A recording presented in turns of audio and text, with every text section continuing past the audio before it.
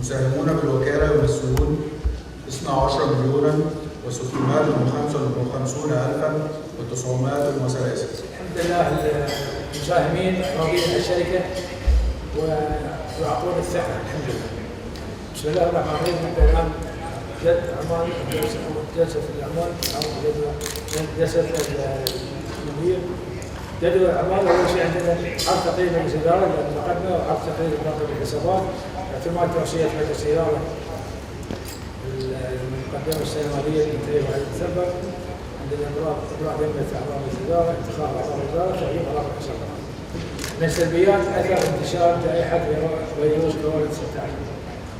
وبالرغم من كل ذلك الصعوبات التي واجهناها وبالأخص العامين الماضيين وبنهاية 5 سنوات من الشركة، تمكنت الشركة من تحقيق إجمالي إيرادات تشغيلية يبلغ حوالي 393 مليون ريال قطري، وصافي ربح إجمالي يبلغ حوالي 143 مليون ريال قطري. وهذا دل على شيء فإنه يدل على النجاح واتجاهنا في الطريق الصحيح لننافس كبرى شركات العالم. مهارة التنظيم الإداري الموعود المحدود أدى اضطراب السوق في السنة المالية 24 إلى حدوث نقص في توافر وتوريد سبل الشحن بدون الفجوة الناتجة عن العرض والطلب على سبل شحن البضائع الجافة. هذا يكون في صالح ملاك السفن. المنعقدة بتاريخ 21 فبراير 22. حضر الاجتماع مساهمون بالوصالة يمثلون 4,635,898.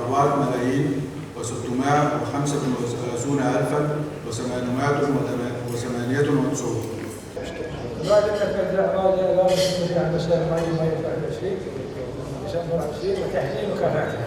طبعا غير عن سعر الشراء. عندك بسعر أعلى يعتبر تخفيض أفضل. الاحتياط بالقانون. بيع الثمن هذا بيع أصول مش أرباح تشريكية، وهذا قيمة التأليف، قيمة المبلغ المحصول على ذلك البائع هذا الرأي.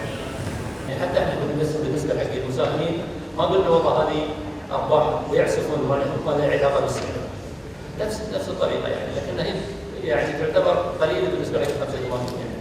إلى السادة المساهمين المحترمين، سهير للخدمات البحرية، شركة مساهمة قطرية خاصة، دوحة دولة قطر، تقرير حول تحقيق البيانات المالية المفصلة يمكنه يقصد لك مجلس الإدارة له دور، يعني مش عملية جاية أوتوماتيكية، لأن أنت بالنسبة لتحقيق الأرباح في الحديد في بيع السفن يعتمد على وقت البيع. أنت كمجلس الإدارة القانون واضح وصريح، ما حدد الأرباح تشغيلية ومجمل أرباح أو إنصاف الربح. فالأرباح اللي حصلت من بيع السفن من ضمن صافي الربح. جادين يعني ولا كلمة مدير تنفيذي مالك جدا جاد يعني مختلف من الإدارة السابقة. الآن وقفت البيت ناخذ الخوف. عرفنا عليه بالمشاركة 50-50. ربحنا بالبواخر اصلا رجعنا على السالفه الاوليه، ربحنا بالبواخر في 5 مليون 6 ملايين ريال من البيع. ارباح البيع 6 ملايين والباقي كلها ارباح تشغيليه.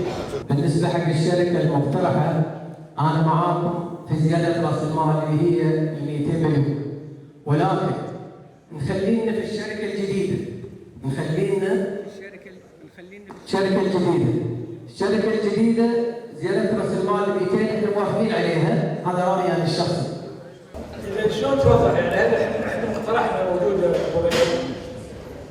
لان احنا نطرح شركه جديده ناخذ فيها 110 اليوم من شركه سيل، 45% ل 90 مليون نطرحها للمساهمين الموجودين حاليا.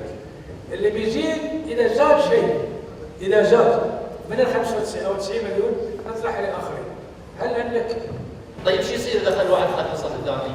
لنفترض ان انا في بدايه تاسيس هذه الشركه ساهمت ب1000 سهم فقط، وغيري ساهم ب500,000 سهم. انا في الوقت الحالي الحين لما نبغى نزيد راس مال الشركه ممكن اروح الحق. انا اعتقد ان زياده راس المال في الشركه الحاليه افضل، بحيث انه بيرتفع السهم بعد فتره. رقم اثنين، الشخص اللي مساهم في الشركه تسهيل الحين، لنفرض انه ما بحاب يرفع راس ماله او يزيد اسهمه. يعني ناقشنا مجموعه النقاط على اساس ان هل الفكره تزيد راس المال، لان احنا كانت المشكله الاساسيه ان ما حصلنا تمويل، ولذلك رجعنا حق الشركه ان تزيد. الشباب ما كانوا موافقين. دخل تقريبا 32 مليون مجمل دخل الشركه. عندنا مور ستيفنسون معطينا 29,000 هذا الداخل الحالي، وعندنا طلاب الغزاله معطينا 32,000، وشركه جراند ثومسون اعطونا 53,000. ايرست ديان ما اعطانا صراحه. فاحنا الان الحالي مور ستيفنسون 29